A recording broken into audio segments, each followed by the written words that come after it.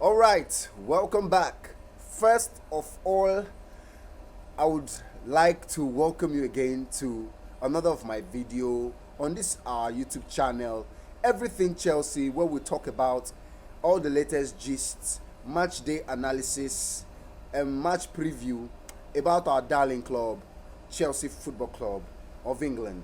I am Jonathan as usual, and I'm going to take you on the very few minutes that I have.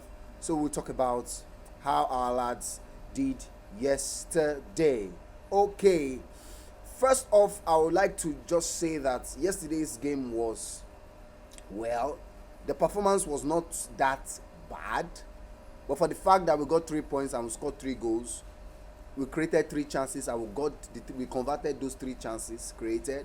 I would say that it was a good performance from the lads, and considering this is just the first match of the season, so I think that with time, when they gel together and when we have Pulisic back, we have Chilwell, we have Ziyech, we have Kovacic playing, I'm sure that that team is going to be much, much, much better and will be balling better as a team together.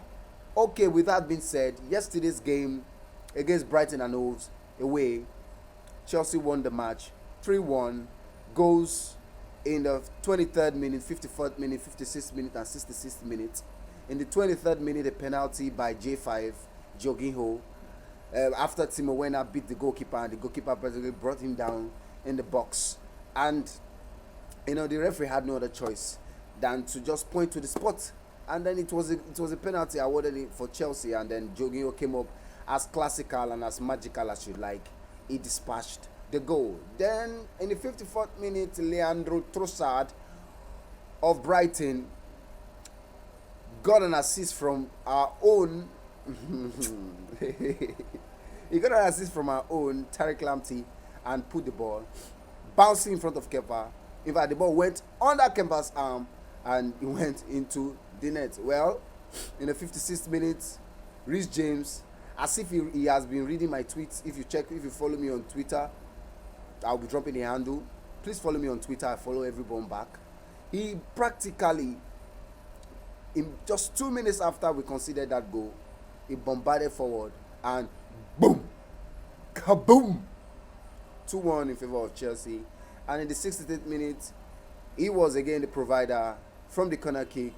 Zuma's shot deflected, if I may add, and it was a goal. 66 minutes. I was especially happy for Zuma yesterday because he got a goal, and exactly what you would expect from a Chelsea centre back.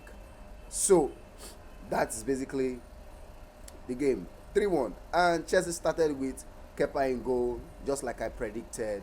3-1, 3-1, 3-1, just like I predicted. But with that being said, in general, it was a good performance. And now I'm going to my player ratings for yesterday's game. Okay. So for the player ratings for yesterday, it's quite simple. I'll be rating them according to how I feel. This is my own ratings. I'd like to also get to let me just put that up here. I'd like to also get to know what you think was their ratings yesterday. But I'm gonna tell you a little bit about my ratings after watching the game. Who I think got what is mine. Please, it's just mine. Please, but leave a comment in the comment section down below. Let me know what your own ratings are. Let me know what your own score for the players are yesterday. But then I'm going to be giving my own player ratings now. As for Kepa Arrizabalaga, maybe because he made one save yesterday. He made one save and he collected one ball. When he came out the other time to try and fist that corner kick out, he missed. He wasn't sure. It was so clear on his face when he came out for the ball. But anyways, all in all, his performance was not that bad. I'm going to rate Kepa a 6 out of 10. And that's me being generous. A 6 out of 10. Alonso, we get a 6. Even though for the fact that Tariq was bullying Alonso. And there's something I liked about Alonso yesterday. No matter how Tariq bullied him, Alonso kept bombing forward and he tried as much as possible to run backwards. So he was not phased at the fact that Tariq he was facing Tariq. I felt that Lampard should have played Aspilicueta instead, knowing that Tariq Lamptey is so fast. We all know Tariq Lamptey is our academy product. We all know what he can do going forward, what he can do going forward, and he really terrorized Alonso for the full 90 minutes. Coming down to Zuma, Kurt Zuma for me is the man of the match. He's my man of the match. He kept that defense solid.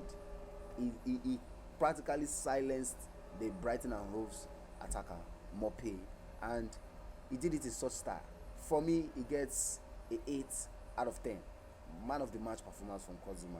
And then he got a goal to be his icing on the cake. And then to his partner, Christensen. Christensen positioned himself so well. They communicated so well. I could see that there's this understanding between them, and Frank choosing Christensen and Zuma is not the bad move at all. It's not a bad move at all. So Christensen for me gets a 7.5 out of 10. And then we move down to James. James, before that goal, James was quite a shaky. It was kind of like shaky. It was sometimes caught out of position. When he actually went forward, his crosses were not really. But after the goal, it was like the goal brought out the confidence in him, and he started to do wonders. And for me, I'm going to give him a 7.5 out of 10, because picking yourself up, scoring the goal, and just from that 56th minute to the 90th minute, James was a different person entirely. Even when he was asked to go into the midfield, he played so well. He continued his game, and it was wonderful when Jorginho came off and Aspilicueta came in. He played so well, and I personally will give James a 7.5 out of 10. Now let's move down to Jorginho. Jorginho played well. Aside from the penalty, Jorginho didn't really do much yesterday. You know, when we were signing Jorginho, I saw him like the Fabregas figure, but really, yesterday there was no pass, no creative pass, no true balls, nothing. But just passing to the defense, bringing it back to the left, to the right. Not really special. And so many times he was caught out of position. So many times when he tries to fall back, they just beat him with pace and with strength. But anyways, with that being said, because he scored the penalty, I'm going to be giving Jorginho a 6.5 out of 10. Moving down to Mason Mount. Mason Mount kept the press. That's one thing that he has in his game that I haven't seen in a Premier League footballer in a long time. He presses just like Super Frankie Lampard when Lampard was playing. He has been pressing. He kept pressing, and he pressed for the full 90 minutes. So for that, I'm going to give Mason a 7 out of 10. Now we move to Kai Havertz. Well, except for that true ball that I gave Thibaut, I didn't really see his contribution in the game. He was quite silent, maybe because he was played out of position. He was not really involved in the game. The ball didn't really go through him.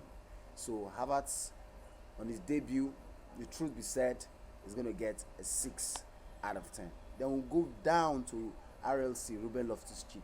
For me, he had a horrendous game, a poor game, contributed nothing at all to the game.